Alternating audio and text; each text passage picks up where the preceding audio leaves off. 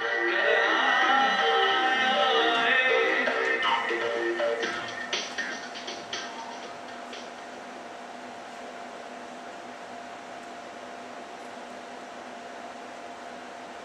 am here, and there is nothing to say. If among you are those who wish to get somewhere, let them leave at any moment. What we require is silence. But what silence requires is that I go on talking. Give any one thought a push, and it falls down easily. But the pusher and the pushed produce that entertainment called a discussion. Shall we have one later? Or we could simply decide not to have a discussion. Whatever you like. But now there are silences, and the words help make the silences. I have nothing to say, and I am saying it, and that is poetry, as I need it. This space of time is organized. We need not fear these silences. We may love them. This is a composed talk, for I am making it just as I make a piece of music. It is like a glass of milk. We need the glass, and we need the milk.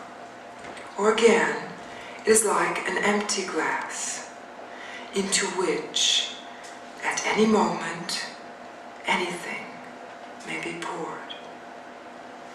As we go along, who knows?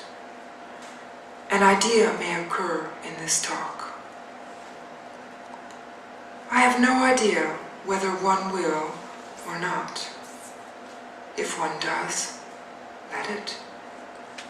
Regard it as something seen momentarily, as though from a window while traveling. If across Kansas, then, of course, Kansas. Arizona is more interesting, almost too interesting, especially for a New Yorker who is being interested in spite of himself in everything. Now he knows he needs the Kansas in him. Kansas is like nothing on earth, and for a New Yorker, very refreshing. It is like an empty glass, nothing but wheat. Or is it corn? Does it matter which? Kansas has this about it. At any instant, one may leave it, and whenever one wishes, one may return to it. Or you may leave it forever and never return to it, for we possess nothing. Our poetry now is the realization that we possess nothing.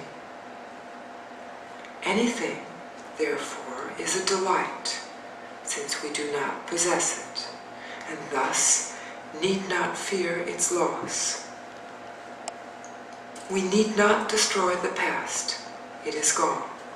At any moment it might reappear and seem to be the present. Would it be a repetition? Only if we thought we owned it. But since we don't, it is free. And so are we.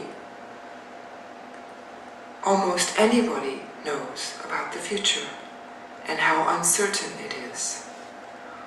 What I am calling poetry is often called content. I myself have called it form. It is the continuity of a piece of music.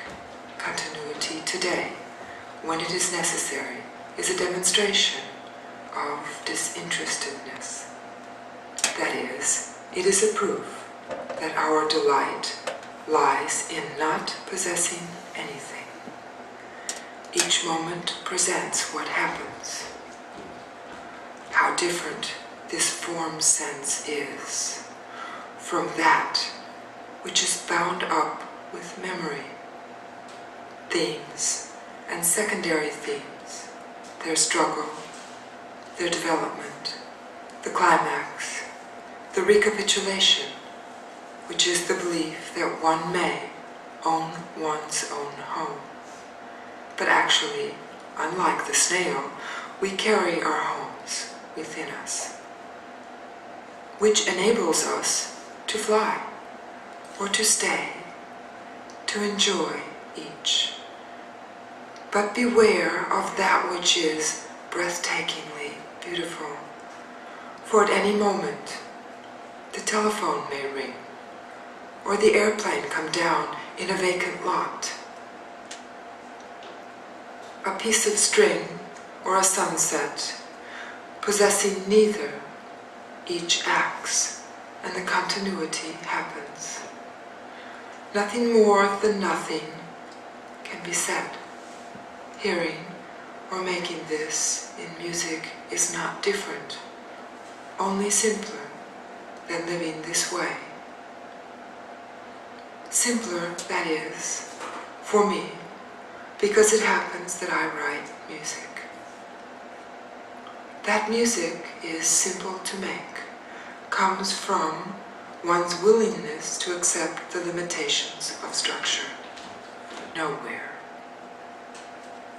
Slowly, as the talk goes on, slowly, we have the feeling we are getting nowhere. That is a pleasure which will continue. If we are irritated, it is not a pleasure. Nothing is not a pleasure if one is irritated. But suddenly, it is a pleasure, and then more and more, it is not irritating, and then more and more, and slowly.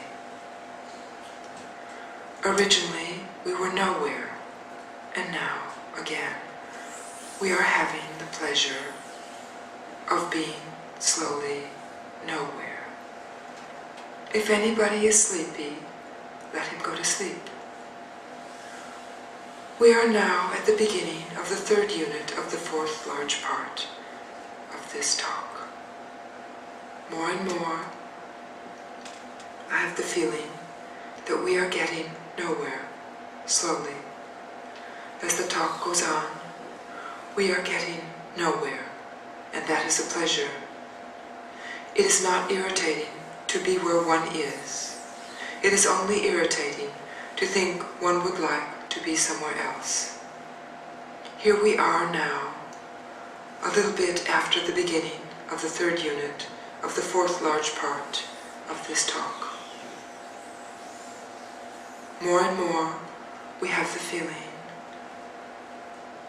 that I am getting nowhere, slowly. As the talk goes on, slowly, we have the feeling we are getting nowhere. That is a pleasure which will continue if we are irritated. It is not a pleasure. Nothing is not a pleasure. If one is irritated, but suddenly, it is a pleasure, and then more and more, it is not irritating, and then